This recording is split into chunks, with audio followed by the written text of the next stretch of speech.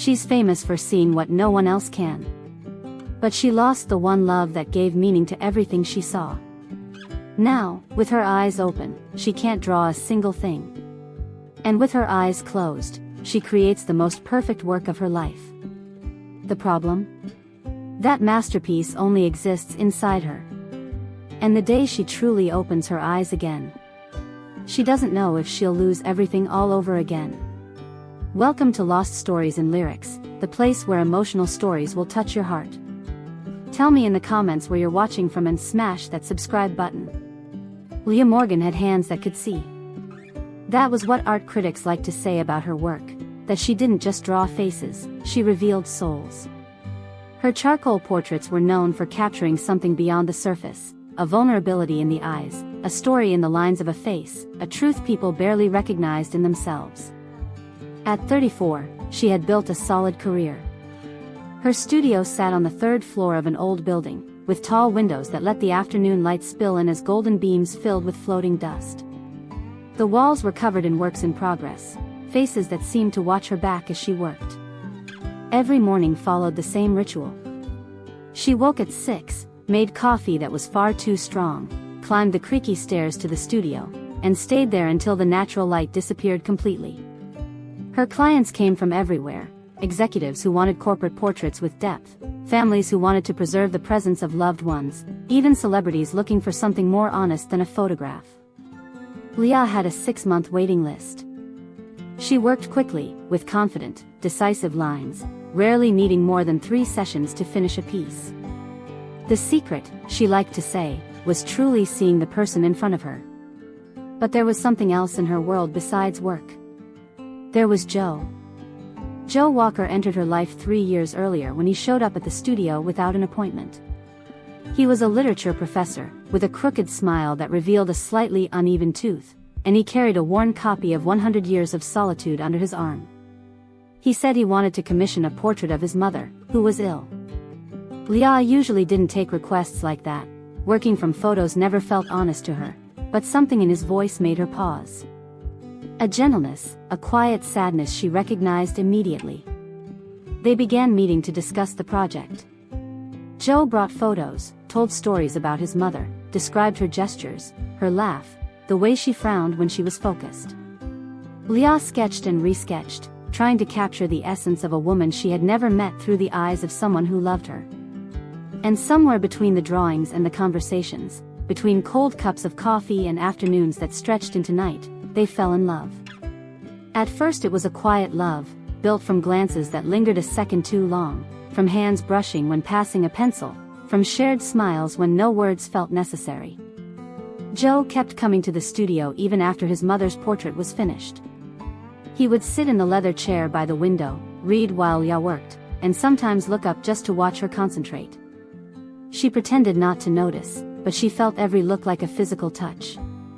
When they finally kissed, it was in the middle of a debate about whether you could capture movement in a still image. Joe said you could, that literature did it all the time. Leah disagreed, arguing that drawing was different, that stillness was inherent to the medium. He stepped closer, pointed at one of her portraits, a laughing child, and said, "I can hear that laugh. You put movement in here." And then, without warning, he kissed her. It tasted like coffee and possibility, and for the first time Leah felt that someone saw her the way she saw others. The next 2 years were the happiest of her life. Joe moved into her apartment, brought his bookshelves that took over the living room, his jazz records that played while she drew, his steady, comforting presence. They built a rhythm together. He woke up first and made coffee the way she liked it, less strong than hers, more drinkable, and brought it to her in bed with toast. She drew, he graded papers and prepared lectures. At night they cooked together, or rather, he cooked while she sat on the kitchen counter sketching him in quick lines, studying the way his shoulders moved as he chopped onions, the way he frowned when tasting the sauce. Joe became her favorite subject. Not formally, he hated sitting still, but Leah filled entire sketchbooks with him. Sleeping on his side with one hand under the pillow. Reading with his glasses slipping down his nose. Smiling at her over the rim of a coffee mug. She knew every detail of his face, the small scar on his left eyebrow from a childhood bike accident, the fine lines around his eyes that deepened when he laughed, the exact way his hair grew in impossible swirls at the nape of his neck. It was on a Tuesday in October that everything collapsed. Joe left for class in the morning, as always. Kissed her before he left, as always. Said, "I love you," as always. Leah was working on a portrait of a woman named Sarah, a lawyer with tired eyes and a practiced smile. She was struggling to capture her, something about the tension between what Sarah showed and what she hid. She was so focused she barely heard the phone the first time it rang. The second time she answered absently, still staring at the drawing. It was the hospital. There had been an accident. A car ran a red light. Joe didn't survive.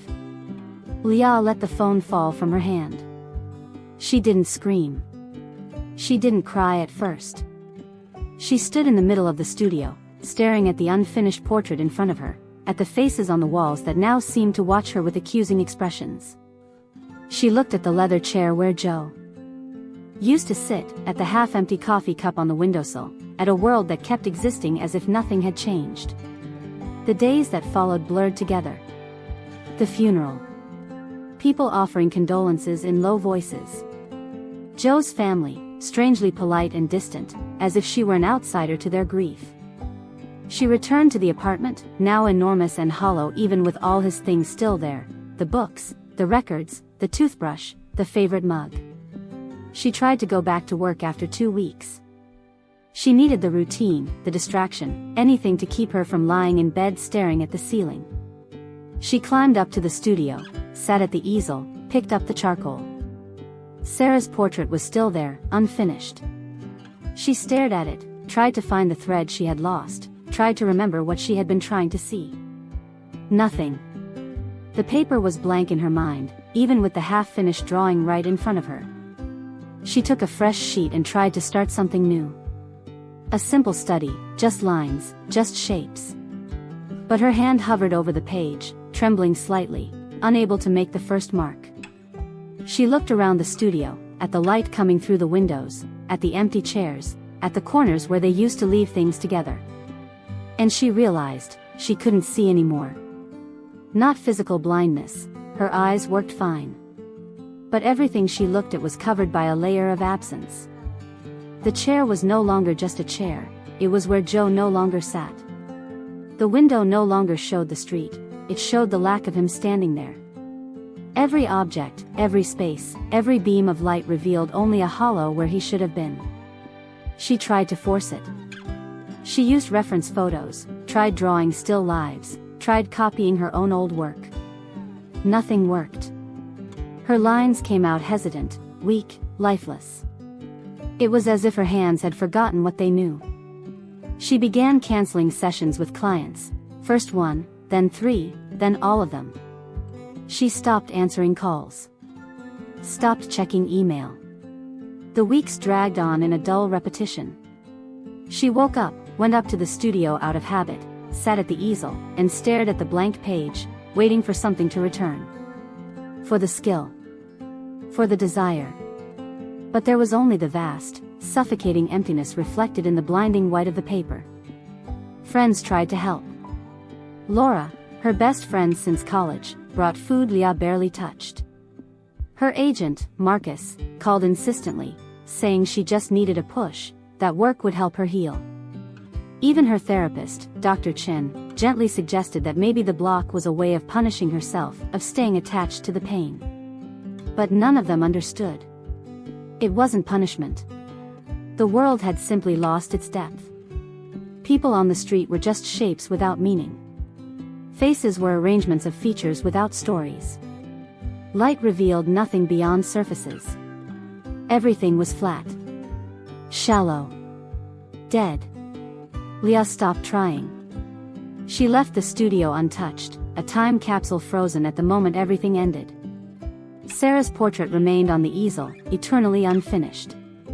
The other works on the walls slowly gathered dust.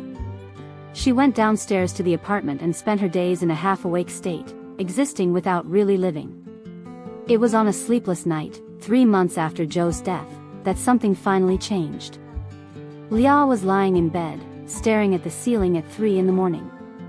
Sleep hadn't come for hours. She got up, went down to the kitchen, made tea she didn't drink. Walked through the living room, ran her fingers along the spines of Joe's books, felt the weight of the quiet in the apartment. Without really thinking about it, she climbed the stairs to the studio. The room was submerged in darkness, only the streetlight slipping in through the windows in thin silver bands. Leah didn't turn on the lights. She stepped inside slowly, like an intruder in her own space, and sat on the floor in the center of the room. She closed her eyes. And then it happened. With her eyes shut, away from the harsh light that only revealed absences, something inside her woke up. Her hands moved instinctively, fingers tracing lines in the air. And there, in the self-made darkness, she saw Joe. Not as a blurred memory, but with unsettling clarity. Every detail of his face appeared whole, the exact angle of his jaw, the curve of his mouth, the way his eyebrows lifted when he was thinking. Leah began to draw in the air. Her fingers moved with the precision she had lost on paper, tracing the line of his nose, the contour of his eyes, the texture of his hair. It was as if her hands finally remembered what to do, but only there, in that inner space where reality couldn't interfere. She drew for hours, until morning light began to filter through the windows. When she opened her eyes, the magic dissolved. The studio was just an empty room again. But she had found something. A door. The next night, Leah returned. She sat in the same spot, closed her eyes, and Joe appeared again. This time she drew not only his face, but his whole body. His relaxed posture, his big hands with long fingers, the way he crossed his arms. Each nightly session became more detailed, more vivid. She began to build what she thought of as her gallery, an inner place where Joe existed, perfectly preserved. Weeks passed like this.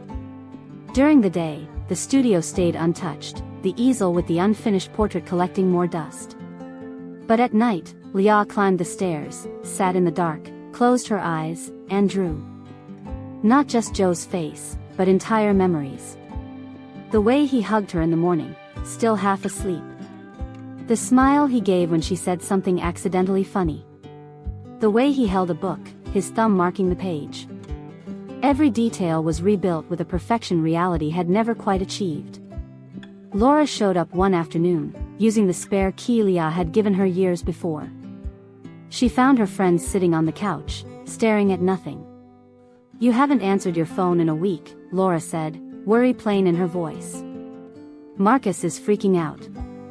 The gallery wants to do a retrospective, but you have to approve the selection." "I'm not interested," Leah said distantly. "Leah, you have to start living again." Joe wouldn't want. "Don't tell me what he would want." The words came out sharper than she meant. She sighed. "I'm sorry. I need more time." Laura sat beside her.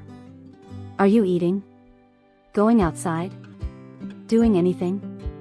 "I'm drawing," Leah said, and technically it wasn't a lie. "Really?" Laura brightened. "That's amazing. Can I see?" "No. It's not ready." Laura stayed a little longer, gently insisting that Leah needed help, that this isolation wasn't healthy, that grief had its process, but she had to let herself move forward. Leah agreed to everything just to make her leave. When the door finally closed, the relief was immediate. Every interaction with the outside world felt like an interruption, a noise that interfered with the only thing that still mattered. Weeks turned into months. Leah's routine grew more rigid. She slept during the day, woke in the late afternoon, ate the bare minimum, and went up to the studio when night fell. There, in the dark, with her eyes closed, she lived. She didn't just draw Joe, she recreated him. Whole conversations unfolded in her mind, so real she could hear his voice, feel the warmth of his breath when he leaned in to kiss her. Her mental gallery expanded. It wasn't just Joe standing still, but Joe in motion. Cooking. Laughing. Reading. She reconstructed specific moments, their first kiss, the day he asked to move in, a lazy Sunday morning spent in bed talking about nothing. But she also created new ones. Joe older, with strands of gray he never lived long enough to have. Joe in places they never visited together. Joe saying things he never said. The line between memory and invention began to blur. Marcus showed up in person after Leah ignored his 20th call. He knocked until she answered, irritation obvious on his face. This has to stop, Leah. You have contracts. Responsibilities. People waiting for you. I paid the penalties. Read the lawyer's emails. It's not about money. Marcus stepped inside uninvited. It's about you. You've been hiding here for almost a year. This isn't grief, it's giving up. I didn't give up. I'm working. On what? Where are the drawings? Show me. Leah stayed silent. How could she explain that her best work didn't exist on any paper? That she had created a masterpiece only she could see? Marcus sighed, his tone softening. Leah, I get it. Joe was special. What you had was rare. But you can't stop living just because he's gone. What if I don't want to live that way? The question was quiet, but firm. What if the world out there is just less? Less real, less important, less true? Less true? Leah, listen to yourself. That's not healthy. Everyone says that. That it's not healthy, that I have to move on, that I have to go back to the real world. She looked straight at him. But no one asks if I want to. If this pain, this refusal to forget, isn't the only thing that still connects me to what actually mattered. Marcus tried to argue, but Leah was already closing off. He left promising to come back, saying he'd talk to Dr. Chen, that she needed more help than he could give. Leah just nodded, already thinking about the night ahead, about returning to her refuge. Dr. Chen increased the sessions. Twice a week Leah sat in the comfortable chair and answered questions. You're avoiding reality, Dr. Chen said in one session. Creating this inner space where Joe still exists is a form of denial. Or preservation, Leah said. Why should I accept a world where he doesn't exist when I can keep one where he does? Because one is real and the other isn't. They're both real to me.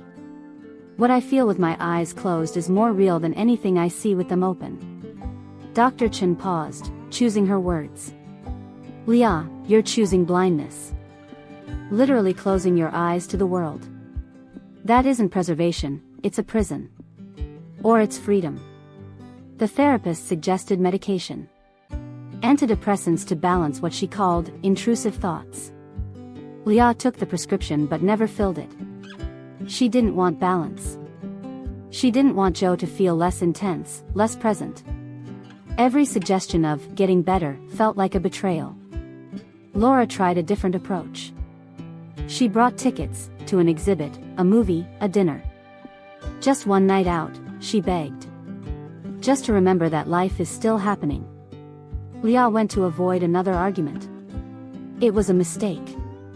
At the restaurant, surrounded by people laughing and talking, all she could see were ghosts. Couples holding hands the way she and Joe had. Smiles that reminded her of his. Even the food felt wrong, because Joe wasn't there to share it, to steal a bite from her fork while she pretended to be annoyed. She went home before dessert, blaming a headache. Laura didn't believe her, but didn't push. That night Leah went up to the studio earlier than usual. She sat down, closed her eyes, and for the first time felt something different. Fear.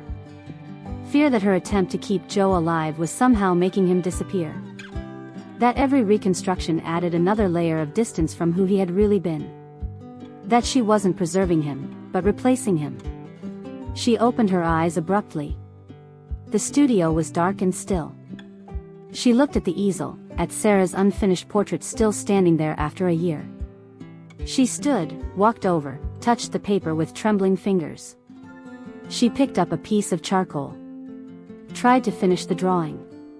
Her hand shook, but this time, a line appeared. Weak, uncertain, but a line. She tried another. And another. It wasn't good. It was stiff, lifeless, nothing like her old work. But it was something. Then she stopped. Dropped the charcoal. Because she understood something terrible. If she returned to drawing the real world, she would have to accept that Joe was no longer part of it. That with her eyes open, he simply didn't exist. Leah stepped back, returned to the center of the room, sat on the floor, and closed her eyes again. And there, in the sanctuary she had built, Joe was waiting for her. Smiling that crooked smile she loved. She had made her choice. It was on a spring afternoon, almost a year and a half after Joe's death, that everything finally broke. Leah was sitting on the floor of her studio. Even during the day now, she had lost the distinction between day and night, between sleeping and waking. Her eyes were closed as she tried to find Joe in her inner gallery the way she always did. But something was different. His image wavered. For one terrifying moment, she couldn't remember the exact color of his eyes. Were they greenish-brown? Or more golden in the light? She had always known this. Every shade. Every fleck of color. But now there was uncertainty. Panic took over. Leah squeezed her eyes shut harder, trying to force the image into focus. But the more she tried, the more Joe dissolved, as if he were made of sand and her fingers passed right through him without being able to hold on. Her breathing sped up, her heart raced, cold sweat forming on her forehead. She opened her eyes. Daylight poured in through the dusty windows, cruel and clear. The studio was in ruins. Papers scattered across the floor, old works fallen from the walls, a layer of dirt and neglect covering everything. It felt like looking at a graveyard of the person she used to be. And then Leah understood, she was losing Joe for real now. Not when he died, she still had him then, in memory, in the precise details she knew so well. But by refusing to live, by closing her eyes to everything else, she was slowly erasing even that.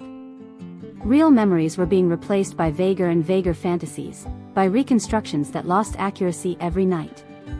She was killing Joe a second time. Leah stood up, her legs weak from sitting so long, and walked to the window. She looked down at the street below. People were walking, living, moving on. The world hadn't stopped when Joe died. Only she had. She picked up her phone, nearly dead from being ignored. 47 unread messages. She called Laura. Leah? Her friend's voice was full of surprise and concern. Are you okay? No, Leah said, and it was the first time in over a year she'd been completely honest. I'm not okay. And I need help. Laura arrived 20 minutes later. She found Leah sitting on the steps leading up to the studio, crying for the first time since the funeral, not the quiet, contained crying she'd allowed herself before, but deep sobs that shook her whole body. Laura just sat beside her and held her hand, saying nothing, letting her cry until there were no tears left. I'm losing him, Leah finally managed. I thought closing my eyes would preserve him, but I'm losing the real pieces. The true memories are dissolving. Then you need to open them, Laura said gently. You need to look forward. But it hurts. It hurts too much to see the world without him. I know. But Leah, you know what hurts more? Not living. Joe loved you. He loved the way you saw the world, the way your hands captured beauty in people. Do you really think he would want you to hide that? To waste that gift? Leah thought of Joe, the real Joe, not the versions she had been creating. She remembered their real conversations about art, about purpose, about legacy. He always said her art was about connection, connecting with people, revealing their humanity. And she had spent more than a year disconnecting from everything. I don't know if I can go back, she admitted. I don't know if I still know how to draw. If I still know how to see people the way I used to. Then learn again, Laura said. Slowly. One line at a time. That night, for the first time in months, Leah didn't go up to the studio. She went to bed at a normal hour, or tried to. Her body was so used to the inverted rhythm that it took hours. But when she finally slept, she dreamed of Joe. Not the perfectly reconstructed Joe from her inner gallery, but the real one. The crooked tooth.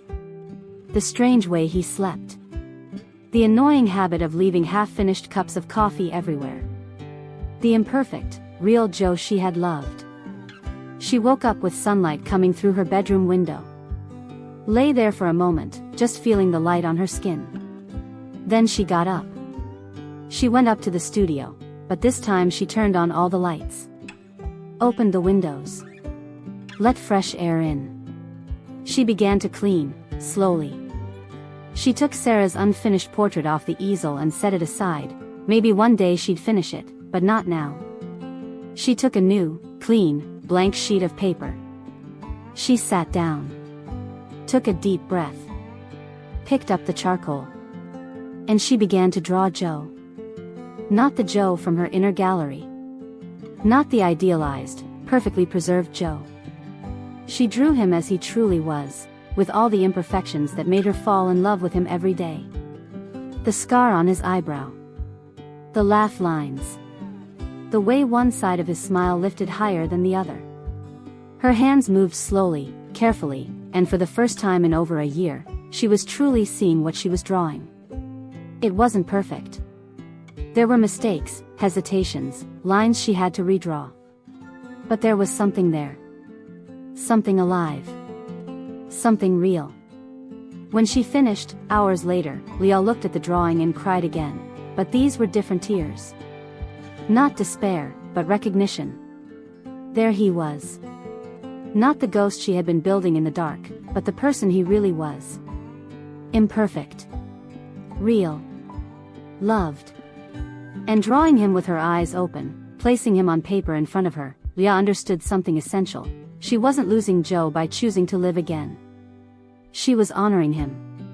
Every drawing, every line, every piece of work she would make from then on would carry something of him, not because she refused to let him go, but because he had become part of how she saw the world. In the weeks that followed, Leah began to rebuild her life. She called Marcus, apologized, said she wasn't ready for big projects, but wanted to try something small.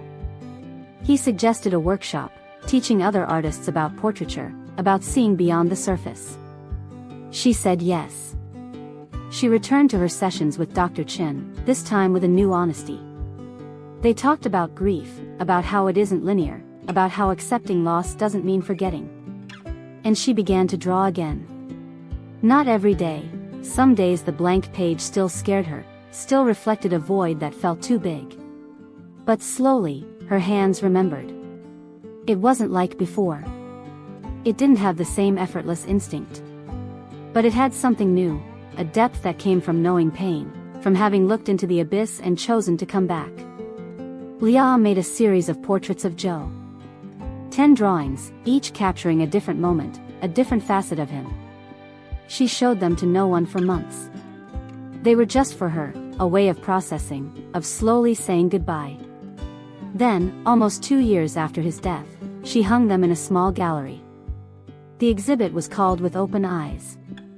Alongside Joe's portraits were new works, ordinary people she had met while relearning how to see the world. A barista with tired but kind eyes. A laughing child in a park. Laura, her faithful friend, with all her patience and love visible on her face. On opening night, Leah stood in front of Joe's portraits, watching people look at them. She saw tears in some eyes. Recognition in others. An older woman approached her. "You loved him very much," she said simply. "I do," Leah corrected gently, realizing it was true. "I still do. You can see it. You can feel it in every line." After everyone left, Leah stayed alone in the gallery. She looked at the drawings, at the Joe she had captured with open eyes. He wasn't the impossible, perfect Joe of her inner world. He was better. He was real. A celebration of who he was, not a denial that he was gone. She finally understood. Closing her eyes hadn't preserved Joe. It had only created a shadow of him, weaker and less true each night. But by opening her eyes, by facing the pain of his absence in the real world, she had done something more powerful. She had made him lasting, not in fantasy, but in art, not in denial, but in acceptance. That night, Leah went home and up to her studio, now clean and bright, full of light even after dark. She sat at her easel, took a new sheet of paper, and began to draw, not Joe this time, but a woman she'd seen on the subway that morning, with sad eyes and a worn book in her hands. Someone with a story Leah wanted to capture. A soul she wanted to reveal. Her hands moved with more confidence now. There was still hesitation. Still doubt. But she was drawing. She was seeing. She was alive. And wherever Joe was, Leah knew he would be proud. The world was no longer an unfinished sketch. It was a work in progress, imperfect, sometimes painful, but real. And Leah finally learned that only with open eyes, accepting both the beauty and the pain of reality, could she create something truly lasting. She had chosen to see again. And in doing so, she found not only her art, but herself. Enjoyed the video? Smash that like button and subscribe for more awesome stories. I'll be waiting for you in the next story.